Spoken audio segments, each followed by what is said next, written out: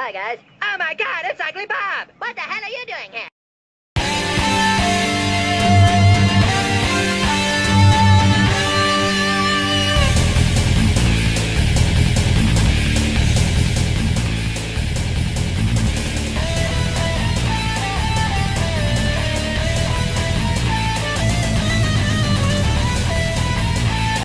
Hello Castlevania fans, this is part 8 of my 27-part review on Castlevania series of games, focusing on Castlevania Bloodlines for the Genesis. Sadly, this would be the only Castlevania game on the Genesis. This game first came out in 1994, a year after the much-heralded Rondo of Blood. In some ways, this could be considered a continuation with its emphasis on two characters who play quite different from each other, and the differences between the two characters are actually quite similar to the ones in Rondo of Blood also, which you can figure out more as you play them. John Morris is really, I think, for people who are only looking to make this game harder than it is. He does do more damage, but that is really negated by the fact that he's not nearly as maneuverable as Eric Leichardt, and also the ability to attach to objects and whip around is really only useful in crossing the pits that are really only there to make his stages slightly different than Eric's. They're not really the whipping ability is not really useful inside of combat, because while you can attach it and use it to get away from enemies, you have no control over the way the jump works afterwards, so it can actually cause you to end up getting into more danger. It's certainly not as versatile as Simon's in Super Castlevania 4. Graphics. This game was really able to stretch the Genesis to its limits, because even though the Genesis only had 64 on-screen colors it could use with no ability to blend graphics together, Castlevania Bloodlines was able to achieve a unique look without much or very little of the graininess that sometimes plagues Genesis games, giving them a washed out type feeling. This is of course most apparent in games that are also on the Super Nintendo, but it can be absorbed by the keen eye. The easiest way to look at this, I feel, in this game is the water. It looks a little murky, especially in Stage 2, and I think that's solely because they can't blend the different shades of blue together to create a more convincing water palette or such like. Sound is quite amazing in this game, especially for a Genesis game, and the fact that it was the first project for Michiru Yamane, later known for Symphony of the Night. She mentions in her presentation on Castlevania that she was working on an intense deadline. Considering the deadlines she was imposed, she was able to create the remarkable pieces of music, including the Sinking Old Sanctuary, which would find its way back into Circle of the Moon on the Game Boy Advance. The first stage, Reincarnated Soul, is quite a classic piece, using some of the requisite amusing Genesis sound effects to full effect. And Simon's theme also makes a return right before you fight Dracula. This would be its second iteration, right after the personal computer remake of the original Castlevania that would later be released in America as Castlevania Chronicles. So it's nice that it was becoming part of the Castlevania echelon, if you will, already. Iron Blue Intention. I always have trouble remembering where this is used in later games, but this was the first game it premiered in. Challenge. The challenge of this game is relative to who you're deciding to play as. John Morris is harder simply because he can't maneuver as well. He might be able to absorb more damage and do more damage with the whip, but the game is still harder for him due to his lack of maneuverability. This game is regarded as middle of the road in Castlevania difficulty, mostly because people choose to play as Eric a lot more.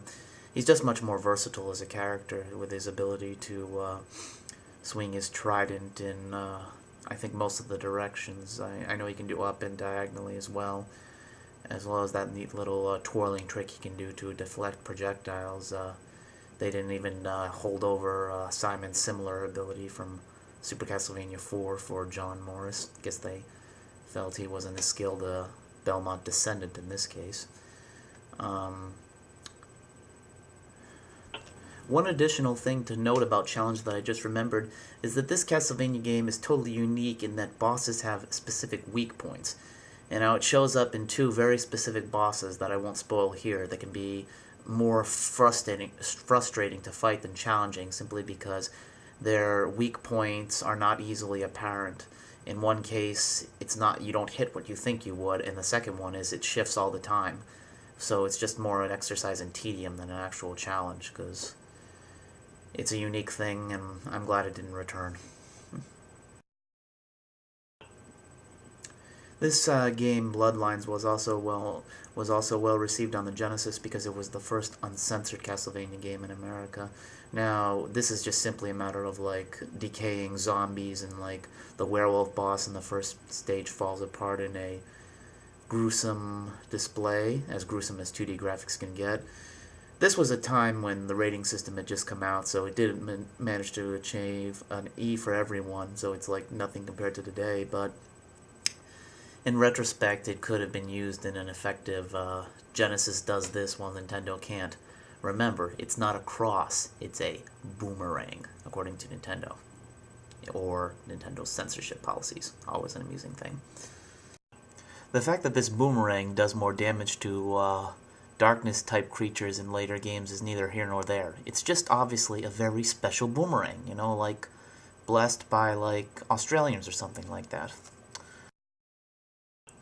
Lastly, in fun factor, this game is able to be a good, entertaining traditional Castlevania game despite its relative length. It's only 6 stages, but many of the stages are quite long.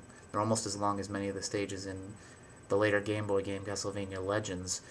Most stages have like 10 or different sections, often consisting of several screens vertically.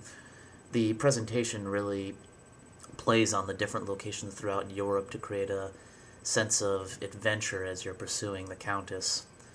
I can definitely recommend it to traditional Castlevania fans and other people who might be looking for a good 2D action adventure, or even it might be a good start for someone who's never played a Castlevania game. So check it out.